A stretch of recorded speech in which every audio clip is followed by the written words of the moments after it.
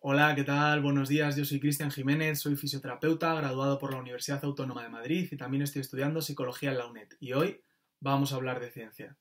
Bueno, os quería traer un tema muy interesante que bajo mi punto de vista es pues vital, ¿no? Diferenciar. En el día a día estamos acostumbrados a escuchar, pues esta persona es ególatra o es narcisista o es orgullosa o es una persona muy eh, endiosada, pues realmente todos estos términos no son lo mismo. Y desde la psicología científica vamos a ver qué nos dice la ciencia. Toda esta información la he sacado desde el libro Psicología de la Emoción y vamos a empezar un poquito por definir qué las hace especiales o características a estas emociones de las demás, ¿no? De las emociones básicas descritas por Ekman y demás autores como la alegría, la sorpresa, la tristeza, el miedo, el asco, la ira.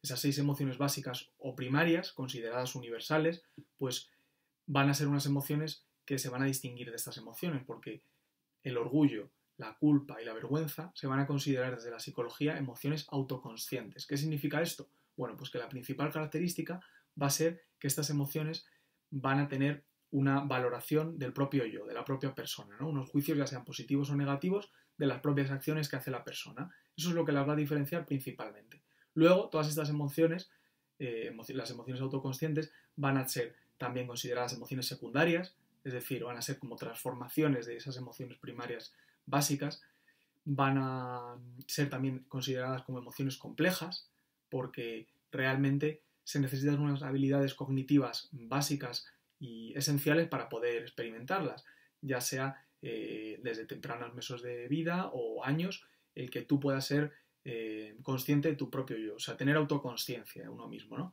Y luego también van a ser emociones sociales, ¿no? Significa que van a tener un papel y un rol adaptativo social e interpersonal importante, ¿no? Entonces, teniendo esto un poquito claro, vamos a ver pues cuáles son las principales emociones autoconscientes. La culpa, el orgullo y la vergüenza, ¿no? Entonces, de una valoración personal del propio yo positiva, saldría pues el orgullo, ¿no? El orgullo es una emoción secundaria o es una emoción autoconsciente positiva, ¿no? Sin embargo, una valoración del propio yo negativa serían, pues, por ejemplo, la culpa o la vergüenza, ¿no? Entonces, sí que es verdad que desde la psicología se definen estas tres, pero se incorpora una o se añade una como la valoración positiva del propio yo, que sería, a la vez que el orgullo, sería la arrogancia o hubris, ¿no? Descrito en la literatura científica. Entonces, principalmente lo que quiero que os quede claro es que cuando una persona hace una valoración positiva del propio yo, de sí mismo, de manera global, ¿vale? Va a ser una persona que se considere desde la psicología como arrogante o hubris, ¿no? Si hace una valoración positiva del propio yo de manera específica, va a ser una persona específica, se refiere a un contexto más conductual, sería una persona orgullosa, ¿no? Luego, si se hace una valoración del propio yo de manera negativa, global, sería más una persona con vergüenza, vergonzosa. Y si se hace una valoración positiva del propio yo de manera específica o conductual, más dirigido a algún ambiente concreto, pues sería una persona considerada desde la psicología como culpa, ¿no? Como la emoción de culpa, como autoculpado, ¿no? Entonces, esta es la principal característica y la principal diferencia. Y bueno, desde la psicología se han estudiado mucho más las emociones negativas por la posible implicación en trastornos psicopatológicos y demás, pero las positivas, como el orgullo o el hubris, pues poco a poco se van investigando más, ¿no? Entonces, ¿realmente estas emociones son trastornos? No, son emociones como tal y tienen funciones adaptativas importantes, ¿no?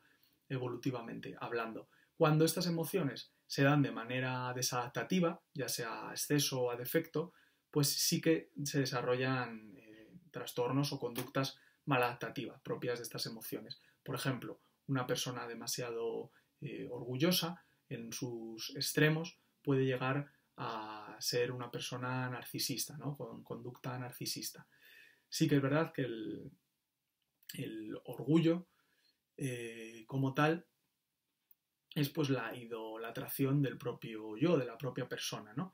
Y el hubris, la arrogancia, sería prácticamente lo mismo. Es muy difícil diferenciar entre ambas, ¿no? Sin embargo, la diferencia entre la culpa y la vergüenza está mucho más establecida, ya que la culpa no necesita un público, ¿no? No necesita observadores externos, sino que la propia persona es necesaria única y exclusivamente para autoculparse, ¿no? Sin embargo, en la vergüenza sí que sería necesario pues, que hubiese ese componente de público, ¿no? de personas.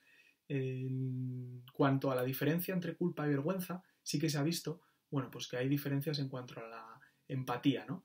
Este rasgo tan característico de ponerse en el lugar del otro y pensar cómo se siente, ¿no? Entonces, la persona que se considera vergonzoso, ¿no?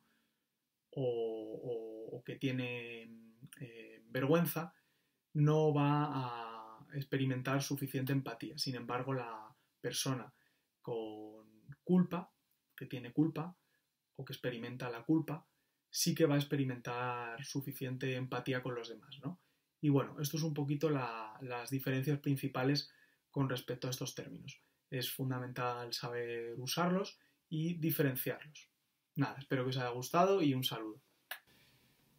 Me puedes seguir en Twitter, @arranz_Jiménez con J, o me puedes enviar cualquier consulta o sugerencia a mi correo de Gmail, fisio, cristian con ch, 97 @gmail.com.